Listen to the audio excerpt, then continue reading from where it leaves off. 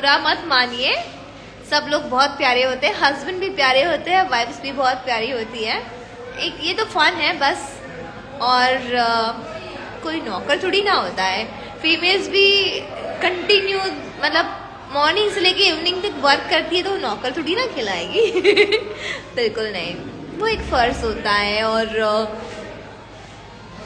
सब लोग आज की डेट में सब लोग वर्क करते हैं, हम लोग भी तो वर्क ही कर रहे हैं ना। सो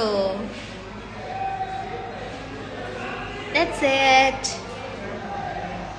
सो कोई बुरा मत माने, बस ये एक फन है, फिल्म अच्छा है।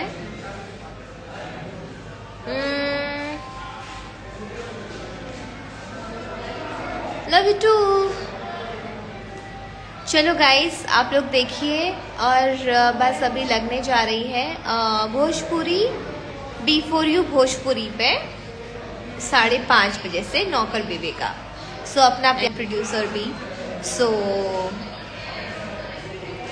संदीप सिंह जी भी प्रोड्यूसर हैं, एंड ये B4U भोजपुरी पे आने वाली है 5:30 बजे, बस अभी 8 मिनट बाद लगने जा रही है।